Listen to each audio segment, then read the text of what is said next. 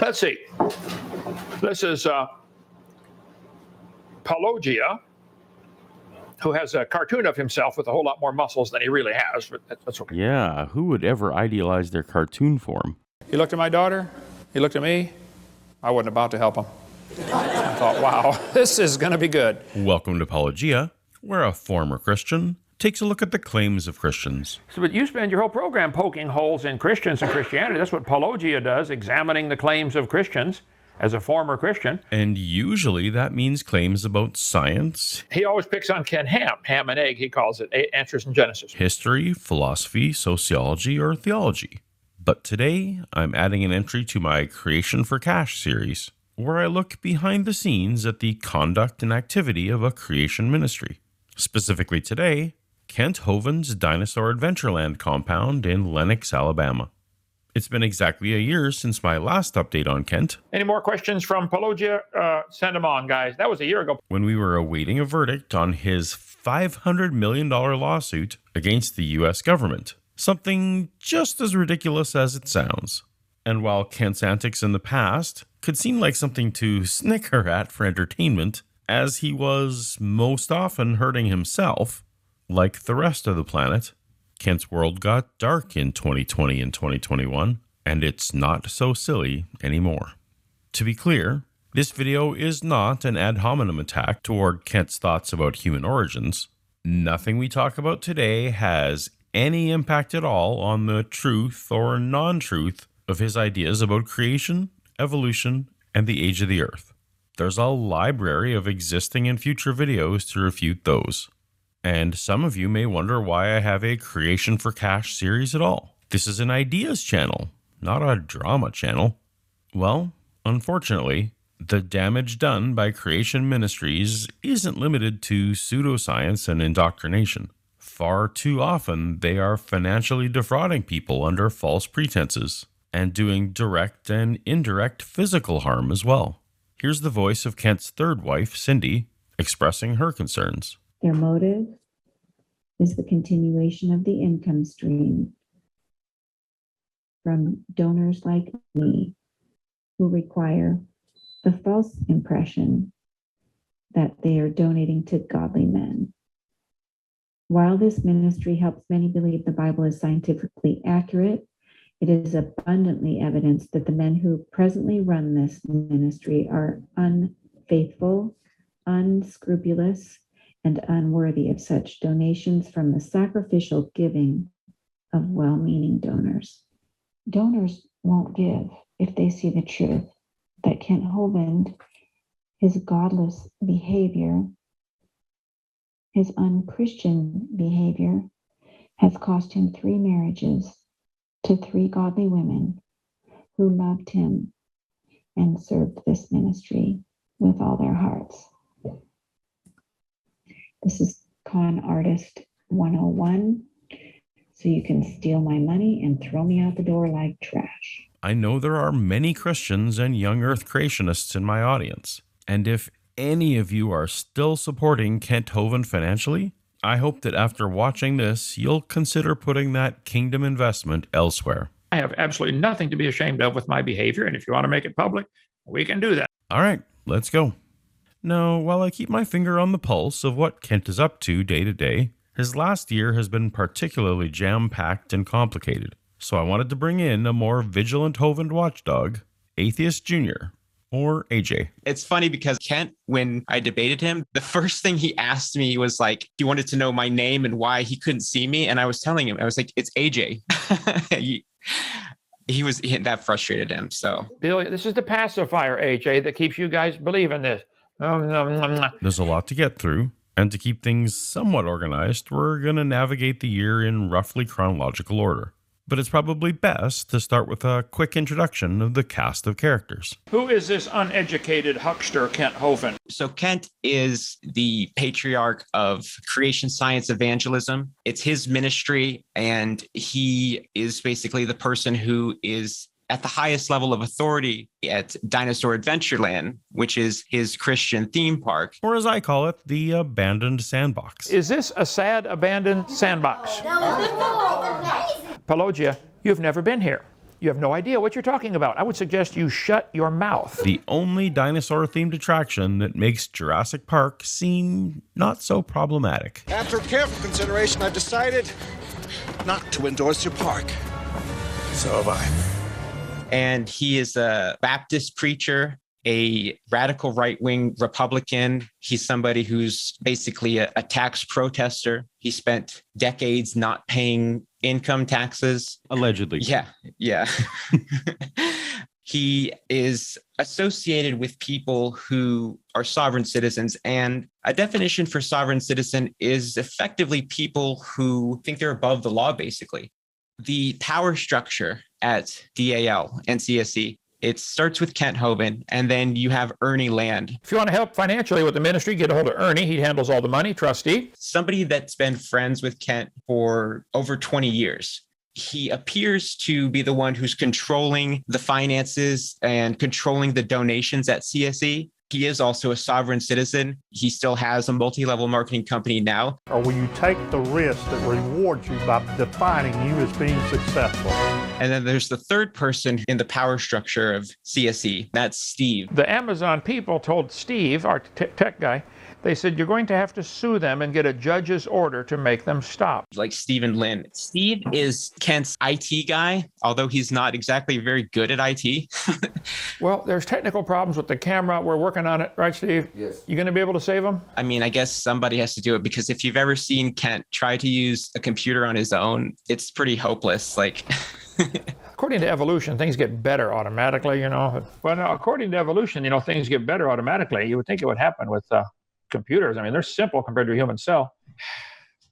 According to evolution, things get better automatically. and Steve gets whatever he wants, basically. In his home, he has high-end gaming PCs. He has fancy camera equipment.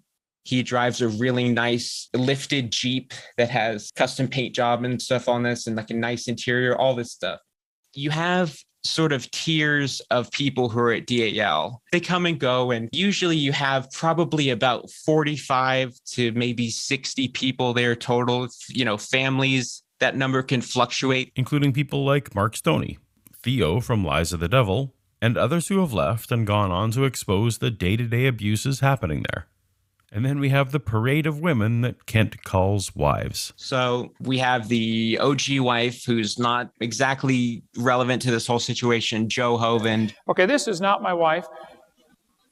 That's just a picture of her.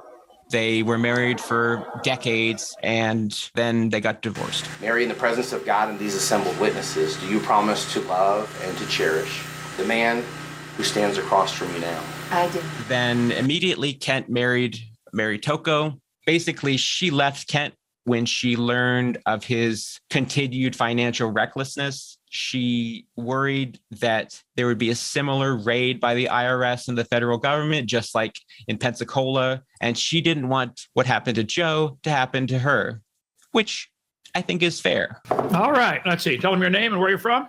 Cindi Hovind. Cindi Hovind. Wow, okay. You finally married the boss just to try to get out of work. Did that help? Didn't help, did it? I did not marry the boss to get out of work. Oh, okay. All right. Cindi was the third wife of Kent. And I'm just going to call them wives or ex-wives, because I don't want to get into the whole was he actually married to this person thing. It's just easier to say wife number one, wife number two, etc. Mm-hmm. So Cindi Lincoln was friends with Mary Toko. After Mary Toko split up with Kent, she moved to Repton, Alabama to be at what she thought was a Christian ministry where she could serve God. And she fell in love with a persona that Kent was presenting, but it was not the actual person that Kent was, which Joe Hovind has said was the same thing that happened to her. And after suffering abuse at Kent's hands and financial manipulation and emotional manipulation and who knows what else, she left Kent and she publicly exposed him. All the skeptics are going to get mad. Hovind got married again. Yep. Wife number 4, we don't really know very much about yet. He presented his new wife, Sandra, and kisses her on camera. And Kent says, Cindi, should have been yours. You blew it. just as a way to really stick it to Cindi and insult her and try and upset her. Okay, so when last we posted on Kent Hovind, it was to outline his $500 million lawsuit against the U.S. government. He said, Kent Hovind sues U.S. government for $500 million. That is correct. Okay, the suit has been filed and accepted, and now they have to deal with the questions in the suit. This all really is dating back to when Kent first got arrested and went to court for 45 counts of structuring for not withholding Social Security and FICA taxes for his employees and for impeding the work of the IRS officers and effectively like threatening them. So Kent basically felt like I was innocent back then. I haven't broken any laws. That's why that website, Kent Hovind is Innocent, I think is great. I didn't break any laws. And not only was I innocent of all those things, I'm actually going to sue the government for unlawful kidnapping, armed robbery. I wasn't bothering anybody. I'm sitting there getting ready for Bible study, and they come in with a SWAT team and 20 armed SWAT team members and arrested me. That's why this is all on my video number 5. And when they came and arrested me, they said, get every DVD number 5 you can find. They put me in prison. He went down and seized the church ministry bank account, seized all of the properties, put them in the name of the government. They got a safe in Joe Hovind's room that had $17,000 in it cash that they seized. They took Kent and Joe off to jail, obviously, which he is calling, kidnapping and breaking and entering. All of those things are in the documents. So he's suing like the judge that sentenced him. He's suing his own lawyer from back then. Just everybody who was involved, basically. It was everyone's fault except his, of course. So he's suing the government for $500 million because what he claimed was that the judge in the case said to him that I'm extending it to the maximum sentence of 10 years. And so Kent's justification for the ridiculous price tag on his lawsuit is that they enhanced my sentence for structuring from 0 to 6 months, which is what structuring normally carries. Anyway, so the lawyers thought it would be appropriate to enhance the demands for damages from normal 30, 40 million to 500 million. And the details of all that are covered in my video from last October called Kent Hovind Sues for $500 Million, a Movie, and a Pocket Knife.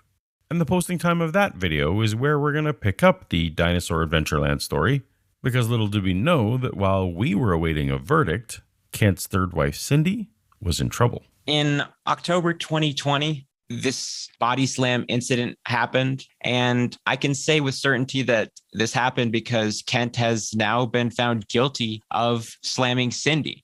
Now, he's been going around to comment sections, posting a link to an audio file that he recorded during this incident. And I've heard it. I refused to play it on my channel because honestly, I found it very disturbing. For some reason, Kent thinks that this recording makes him seem innocent. To me, it's the exact opposite because Kent is a 6'1" man and Cindi is a fairly timid and short woman. And you can hear her in what appears to be pain. And it wasn't simply the recording that was the only evidence presented in court, because Cindi went to both a doctor and a chiropractor, and they found that she had bruising and lacerations that were in tandem with somebody being slammed onto the ground. Now, Kent claims that she was trying to grab at his cell phone, which he was recording the audio on. And she can be a sweet, loving Cindi 1 minute and hitting me the next. She's hit me many times. I've never hit her one time. Okay? She hit me in anger many times. I've never been physically violent to any woman. Because, of course, Kent is always innocent. He claimed that she attacked him, dove at him, and that he just got out of the way and pushed her out of the way and that she crashed into the ground. To my ears, that part of the recording, after the noises from the violence, which I won't play, sounds like Kent is performing in an old school radio play. Like he's acting for a future audience, rather than actually showing care to Cindi. Michael is on vacation, and he has asked me to record all meetings and to type up the transcripts. Okay. Karen, any news from that law firm? Yeah, the deal closed yesterday. It's a 6-month commitment. Oh my God, Dwight, what are you doing? What? You're not allowed to take off your pants in the middle of the office. Kent has been saying that he was recording her because he was told by his lawyer to record Cindi during all of her violent outbursts and that he had 600 recordings of her. But for some reason, the only recording that was played in court was that one. So it's almost like that was just a big lie and that he didn't have 600 recordings of her. Well, we'll come back to the aftermath of that part of the story. And now we'll move on to January 2021. When I was doing my interview with Cindi, she was talking about her experience renting a house to Steve at Dinosaur Adventure Land. When I thought Steve was still maybe good, I rented him my rental property. And basically, she didn't feel like he was a very good renter, and things went south, and Steve was arguing with her. And Cindi is alleging, because she admits that she can't be sure, and comes back a minute later with his right hand in his right pocket. I know Steve has guns. I knew exactly what was going on. It was concealed. I didn't see it. I can't prove it. But he was effing threatening me with a gun. I went home. I told my husband, honey, I think Steve just threatened me with a gun.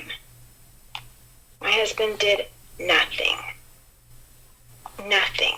And Kent didn't seem to really care much about it, which is odd because you would think most husbands would get up and have words with that person. You know what I mean? They'd be upset by it. But Kent was fairly indifferent to it. And it shows to me that at that point, Kent cared more about Steve than Cindi, in my opinion. And then finally, closure on the big lawsuit. In April, after a lot of back and forth with court filings and extensions, the judge finally recommended that Kent's $500 million lawsuit be thrown out with prejudice so that he cannot file it again, because Kent, he likes to file a lot of frivolous lawsuits. This is what he did to the IRS back in 2005. And back then there were audio recordings of Kent talking on the phone in jail. And he basically said that he's just going to sue them as many times as he can just to antagonize them. About the only thing we got going for us is Scott Snyder is a little bit afraid that I will sue him. And I will. Amen. I'll do it again. And the rest of his life. If he doesn't start obeying the law, I'm going to haunt him the rest of his life. So the judge called the lawsuit frivolous and delusional. Amazing. So there's nothing Kent can do anymore. Except lie on camera and say, hey, it's not over yet. When the lawsuit had been thrown out, Kent was still going on his channel and making videos acting like the case was still going on. So right now, the judge is looking at it longer than normal, trying to find something to figure out a way to just dismiss it, right? And this is a pattern that we're going to see more and more of, where you have the reality, you have what's actually happening, and then you have Kent's fantasy world on YouTube, where he will just present his own account of events that are often wildly different from what the newspapers are reporting.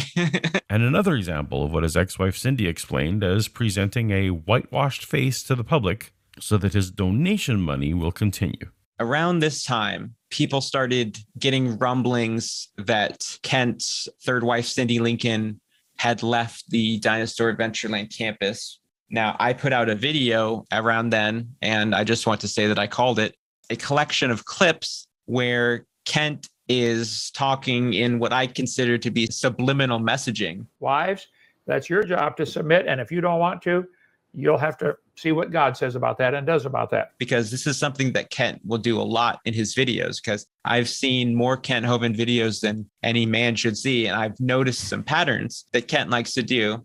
A lot of times when Kent wants to talk about somebody that he's crossed with IRL, what he'll do is he'll get a sort of Bible allegory, and he'll tell Bible stories where one character is represented by Kent Hovind, and the other person that he's speaking about will be this other character. Job lost all of his wealth. He went from one of the richest men in the world with a family of 10 kids. One day, all his stuff is stolen and his kids die. And his wife turns against him. One day. And Job still didn't curse God. Or if he's having trouble with the current wife, he'll do a seminar talking about how wives should submit to their husband because that was the curse that God put on Adam and Eve. Wives, never yell at your husband. God put him in charge. Most of them don't want to be in charge. It's frustrating. But God has to put somebody in charge of the family. He said, Adam, You guys messed up. Snake, crawl on your belly. Eve, Adam's the boss. Do what he says. He's given the same seminar about wives submit to your husbands over and over again recently. So there were these rumblings that Cindi had left, and then eventually it was confirmed because she posted a long Facebook status and she was starting to post comments on Kent's videos accusing him of basically stealing money from her. And we learned a lot more about that from Cindi posting the video of her financial mediation Zoom call. We're having a meeting with several people involved here. Ernie Land, a trustee of our ministry, Brady Byram, longtime friend, Cindi Lincoln on the by Zoom. See, the tricky part is that the whole situation with the money is really complicated. And honestly, like, I've had Cindi explain it to me before, and it's. I mean, it is and it isn't. What is undisputed is that over time, Cindi poured a lot of her financial resources into DAL and CSE in the form of multiple cash transactions, as well as the purchase of big-ticket items, including at least 3 vehicles. At the time, I believed Kent Hovind was an exemplary Christian evangelism, and so I trusted his friend Ernie as well. I believed I had a legally binding contract to protect my investment, so I began spending what I promised.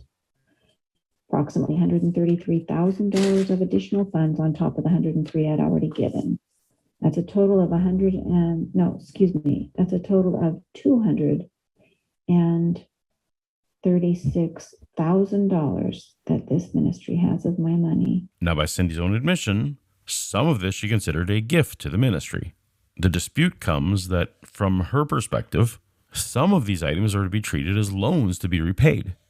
Unsurprisingly, Kent and his finance man, Ernie, consider all of it to be gifts to the ministry, which, if true, legally absolves them from repaying anything to Cindi. And of course, they stop making payments. For the record, if I owe something, I will pay it. This will be a mess of some third party trying to determine how much was donation and how much was loan. You know, as much as I like Cindi and as much as I feel like I know Kent is generally a liar, it is a situation of a lot of he said, she said. Exactly. And compounded with Cindy's ill-advised willingness to allow Ernie to draw up the legal papers on the portions she considered a loan, and just trusting them with their creative language choices. Cindi was calling it an annuity, but Kent and Ernie's paperwork is calling it spousal support. Not only that, but apparently these CSE men slipped in a clause that made payments contingent on Cindi acting as a, quote, biblically submissive spouse. No one agrees to a contract that is contingent on such a subjective performance. Clearly, you hid that contingency from me as well, or I would never have given my money. When you have a contract being written up in a kitchen with Cindi and 2 other sovereign citizens and no lawyer, I don't really think there's much precedent to this. Cindi may well have severely limited her legal options by signing that paper. Among the many lessons here is to never sign a document involving long-term commitments or a large sum of money without first having your own lawyer take a look. It's a conflict of interest for a lawyer to represent both sides, so if there's only one lawyer involved, then only one person's interests are being looked after. After they talked about the whole financial situation, the topic of the body slam incident came up, and Kent said something that I was shocked at. I have studied a little bit, actually quite a bit, karate and judo, and if I body slammed her, she'd still be sleeping. Okay. Whoa. Which I was like, Kent, what is wrong with you? Why? That part stood out to me. And so that was sort of near the end of the video. And this is a pattern we'll see where Kent can't help but incriminate himself. Which brings us up to the point where Ken is arrested. Allegedly. Kent disputes that. Of course he does. On the 19th of July, there's a warrant issued for Kent's arrest. 2 days later, Cindi files for a protective order or a restraining order against Kent. And then on July 30th, Kent has his first court date regarding this whole domestic abuse situation. After the court hearing is over, Kent is taken out of the courtroom, fingerprinted, and arrested. And then he bails out. He gets the PR bond and he gets out and he goes back to DAL. And then a few days later, he puts out a video saying that he's innocent of the body slam situation. He did not body slam her. He's innocent, and he did not get arrested. So that's all. Just so folks know, if they hear rumors, Hovind got arrested, all they did while I was in court for the one hearing, they said, by the way, come next door. We got to fingerprint you. And I just got fingerprints and left. Right. No bond, no nothing. Just anyway. Now the newspaper article said something about $1,000 bond, but no, we didn't put up a penny. I don't know where that came from. I think it's fair to say he's lying because the newspapers reported his arrest. You can check the magistrate documents, the documents of the prison that booked him, and you can even find the bail bond document online that has Kent Hovind's signature on it. Oh, wow. Yeah. He started this section off where he was talking about the court things by saying, when you sling mud at a pig, he loves it, right? There's some people slinging mud at me. I was thinking, Kent, are you the pig in this situation? Like, do you realize what you just said? So I enjoyed that. So a week later, on August 10th, Kent's tech guy, Steve, is arrested for allegedly stealing a car from a parking lot. And it's alleged that Steve was on a cocktail of drugs at the time. And the reason that this is alleged is because after his arrest, he was checked into a drug rehab facility. And just like Kent, Steve, his mugshot was in the paper, and it was reported about how he got arrested for allegedly, stealing this parked car. What Kent commented about the situation was that because of the drug he was on, he was hallucinating. He thought the cops were after him, so he didn't get in his car. He got in another car, took off. Which is something we all do. You of course, as one does. Because if you drive a fancy lifted Jeep, it's very easy for you to accidentally think, oh, this cheap truck in a parking lot, this is probably my car, right?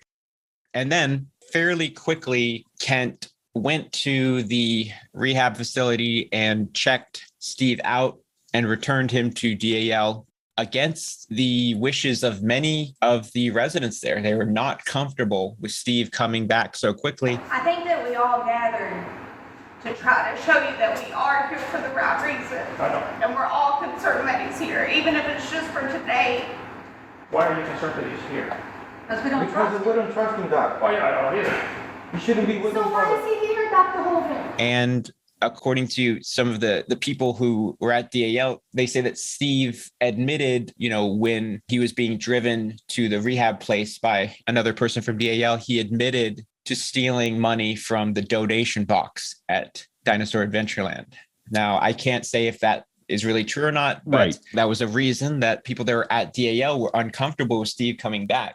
And what Kent claimed is that we had a couple of main people who work, they don't work in our ministry, but we trust them for vending, to take care of things. And one of them got arrested the other day, and he's not on staff here, but he works for 10 or 15 different companies, and we're one of them.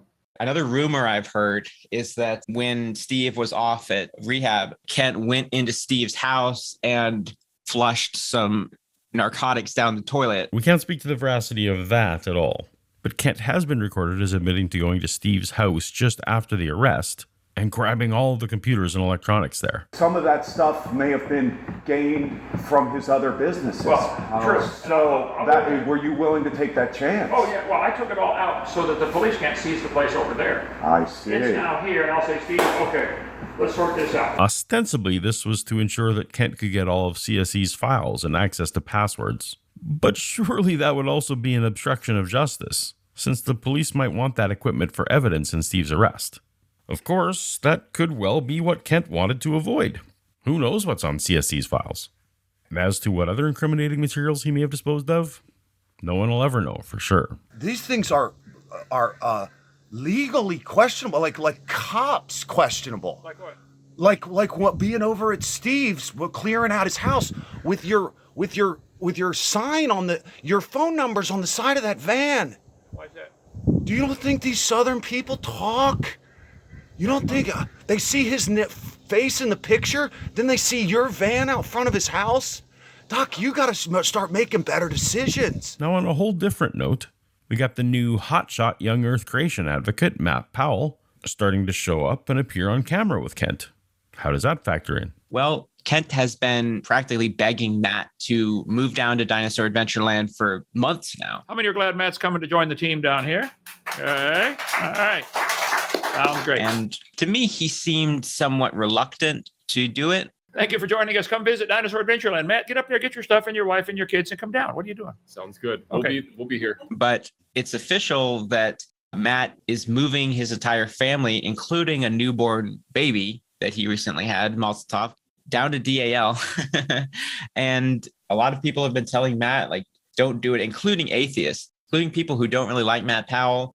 I don't agree with the things he says, but as a young preacher, I think he's somebody who's got a lot of talent and he could have a future of success. And I don't really think you want to tie your name to Kent Hovind at this point and put your entire family down at Dinosaur Adventure Land when who knows what's going to happen next there. Because if you're looking at the timeline of events here, the dates start to get closer and closer and closer together. And it gets to the point where something happens and then something happens the next day and then the next day and then the next day. No kidding. Fast and furious now. Back to the Kent's assault case. The judge listened to the testimony of Mary Toko, listened to the testimony of other people who had lived at DAL when Cindi was there. Regardless of what you think of everyone involved, it warmed my heart to see Mary and Cindi, who were friends before they met Kent, reunited by the trial. And we are at Pensacola Beach right now, just enjoying a little bit of time before I get on a plane and head back home. He saw the documentation from the doctor's office and the chiropractor, and he saw Kent go on the stand, and he saw Kent get cross-examined. And from what I hear, it didn't go well for Kent.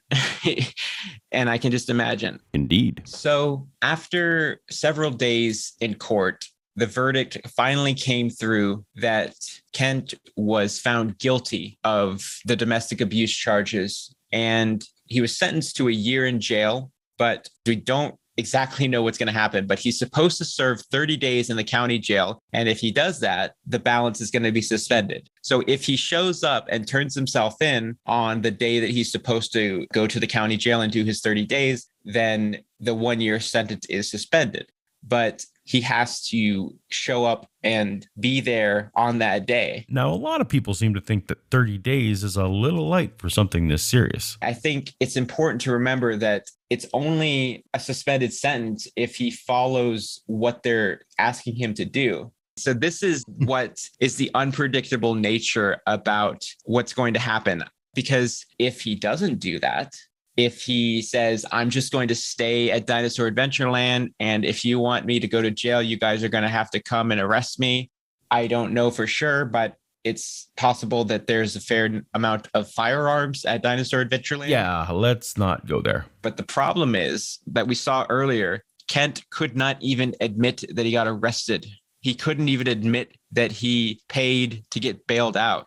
He is convinced that he's innocent.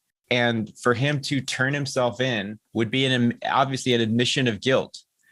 And that's why I honestly can't really say what's going to happen in the month of October. Well, following his pattern, he downplayed the whole conviction with a nothing to see here spin. So sure enough, yesterday, the Connecticut County Court over here ruled Hovind's guilty and has to pay $100 for be out on bail.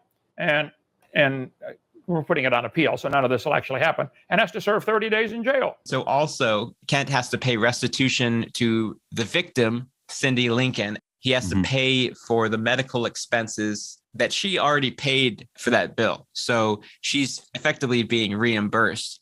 But the interesting thing about this restitution is that during the Zoom call, Kent was referencing the bill from the doctor's office. His offer was, I'll take her to dinner, give her $1,000 if she'll sign that paper to get one item off the table. Half the medical bill. Oh boy. What a sweetheart. What a real romantic. And I'm assuming he would pay for the dinner too. Like, so September 21st was when Kent was found guilty. And then the next day, Cindy's restraining order that she had filed for earlier is put into effect. Kent is listed on the document as somebody who is considered a risk to Cindy's safety, which I think is totally fair. It says, the court hereby finds that the above named defendant is enjoined from threatening to commit or committing acts of abuse as defined in the Protection from Abuse Act. He's restrained from any contact with the plaintiff, which is Cindy. He is restrained from harassing, stalking, or threatening Cindy, or engaging in any other conduct that would place Cindy in reasonable fear of bodily injury. And it says the terms of this order shall be effective until further order of the court. So this is an interesting detail because sometimes when people get a restraining order that's passed, it's only until a certain date. So the fact that they decided to say until further order, I think it shows how serious they're taking the situation. And I think that that was the right thing to do. So many days in a row. Surely nothing happened the next day. So the next day, Kent makes a video called The Future and presents his new wife, Sandra, on camera. How do you like Dinosaur Adventure Land, Miss Sandra? I said I do. You do? Okay, have a seat here. He holds the ring up to the camera in a way that had the timing almost of watching a reality TV show. I was so shocked when I saw that. He shows the ring to the camera and he says, I got married again. And he says, Cindy, should have been yours. You blew it. And then she comes on and, they're making some small talk. Kent says, and I married her for money. She has none. Right? I married you for years too. I have none also. Okay. I'm thinking, yeah, except for all the money that is probably rightfully Cindy's, but I can't even comment on that. So apparently Kent is on wife number 4. And this is the same thing he did when Joe divorced him. It's the same thing with Cindy now. Kent is a Baptist preacher, and it's very inconvenient for him to present the image of a preacher and not be married.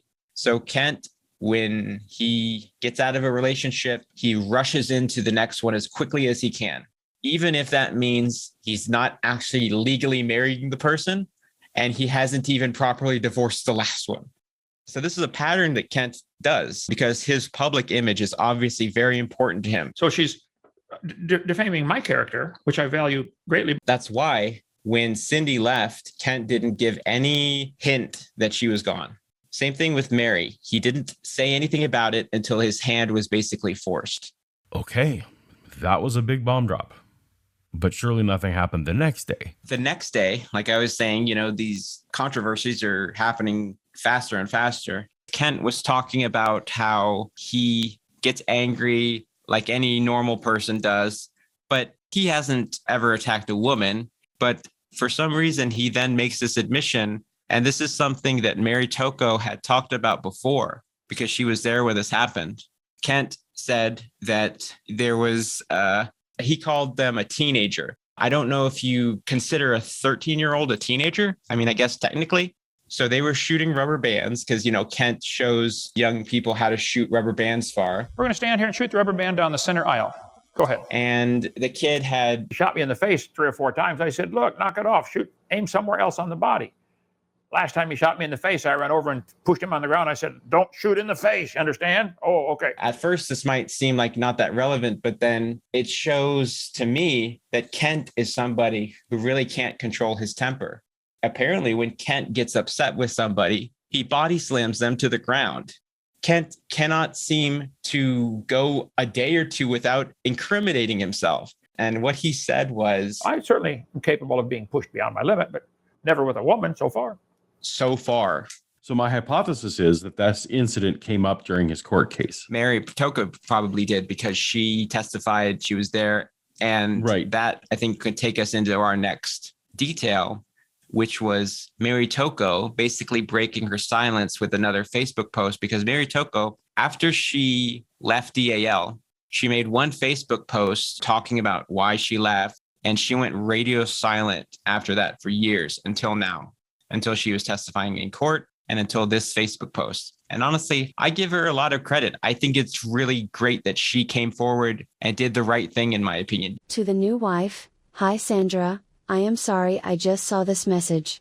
Kent announced that you are his new wife, but he is legally married to Cindi and possibly me still. That is a felony charge. Despite disagreeing strongly with Mary on virtually everything she has to say involving society and health, I think she was a class act in her warning to Sandra on this post. I left for several reasons. I am VP of a 501c3 nonprofit and I know how they are supposed to run. They do many illegal things, but he and Ernie lied to cover it up. Reasons: 1. The way Kent handled the money. He said he was a volunteer, but he is the reason the money comes in. He was very loose with all this when I was there, but now he is really protective with all of this, but I have solid proof. 2. He says he is not on the board, but he controls the board. He has no planning committee, he makes all the decisions, and the volunteer program is really dangerous. 3. Known pedophiles are his friends and they visit often. Kent says they are innocent. 4. People come from all over and they are not properly vetted. He invited anyone and attracts ex-drug and active addicts, homeless vagabonds in the mix of good, Christian people who are looking for purpose and found his ministry. 5. Good Christians come hopeful and leave very disappointed. I know dozens who could tell you I am being honest. 5. When a man who claims to love the Lord can look his wife in the eyes and outright lie, I have no tolerance, and he lied to me and many others all the time, even when my well-being was threatened. He is a master of manipulation, denial, and I believe he is being led by the devil. He also has a fuse that will go off and he can be violent. I went to Al to testify in court against him on behalf of Cindi. I saw him violently body slam a 13-year-old boy. Several of us watch in horror as he attacked this young boy like he went insane. It was very scary. You will be his fourth victim. He uses his childlike charm and sex to woo you into believing he loves you. He will be back in court for many other things he has done. I do not want you to be used for his image and hurt like I was. Run away. Seek God, and I am sorry to burst your hopes and dreams. It was basically just a formality, but a few days later, on September 29th, Kent's most recent appeal on the $500 million lawsuit was also formally dismissed by the 11th Circuit Court. Right up to this month now, October 1st, 2021, and Kent, as expected, filed an appeal of his conviction on his assault charge, asking for a whole new trial. Now, I'm no legal expert, but this filing doesn't seem any more substantive than Bart Simpson saying, I didn't do it. Motion for a new trial. Comes now the defendant, Kent Hovind, and moves the court to set aside the verdict and to grant him a new trial for the following reasons. The verdict is contrary to law.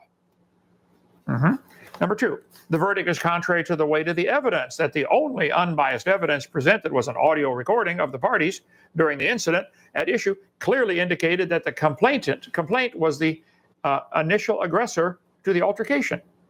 She started it, did the whole thing. You listen to it for yourself. Let's see.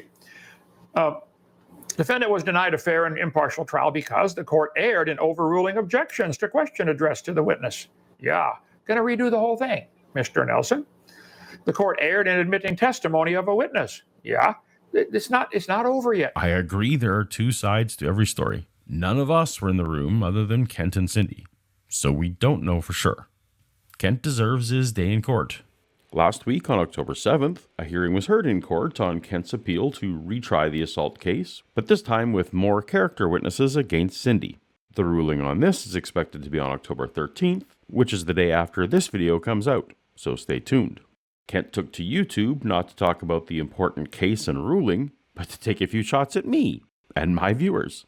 Priorities, I guess. There's 225 replies to my comment on Paulogia's YouTube channel. By the way, Paulogia, anytime, you let me know. We'll schedule a debate. Anytime. Kent seems to have taken Saturday off of new drama, but on October 10th, despite months of speculation that it wouldn't or shouldn't happen, Matt Powell and his whole family showed up at Dinosaur Adventure Land, presumably moving in to stay. Are we live right now? Or? You're better than dead, right. Yeah. All right. Just drove in. Go ahead. Yeah, just drove in on a several-day road trip. So, Father Charles, we're here. Come visit Dinosaur Adventure Land. Matt and I are going to be doing a whole lot of videos, you atheists. Buckle up, hang on, okay? I guess I've been warned. Whew. Okay. We're officially caught up right until now, and it was a lot. So AJ, what, if anything, have you taken away from this year of Kent Hovind? I started my channel making videos poking fun at Kent because I like to make videos that are funny. I like to make people laugh. And Kent is somebody who obviously is sort of an easy target. Sometimes his jokes are pretty funny. Kent has made me laugh plenty of times. Sometimes it's not his intention, he's just kind of a ridiculous person. But recently, it hasn't been as fun.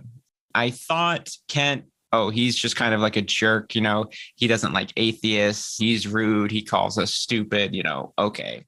But then, you hear about this stuff with Joe, how he treated his wife and son, Eric, how he publicly shamed them and put them through the ringer. And, you go back to the infamous dentist story. And I just have felt like lately, every time I think Kent can't get worse, or there can't be something revealed about him or the people he associates with that gets worse, every time it just gets worse and worse and worse. Obviously, it's unfortunate to see what Kent has done, but I think there are good people that have come out of DAL. I think Cindi Lincoln and also Mark Stoney, who have helped me a lot preparing this information because they were actually at DAL. Obviously, Cindi was extremely close to the whole thing. And my heart goes out to both of them, especially Cindi. I think it's terrible what she was put through. I'm just glad to see that she is going to be safe with the protective order. I'm glad to see her getting some restitution because I think she is the victim. And I guess if I could say one last thing, I'll say if you are somebody or somebody who's in a relationship where they're being abused, there are resources that you can call. There's the National Domestic Abuse Hotline, and they also have a website. And that's pretty much it. Thank you, AJ, for all the information you put together for this video.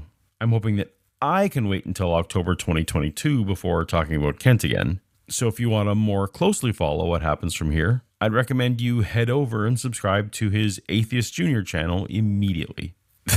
There's probably an update waiting for you there already. If you've already subscribed and are hungry for more of my Kent Hovind takedowns, tap on the playlist on screen now, and I'll see you over there. Later.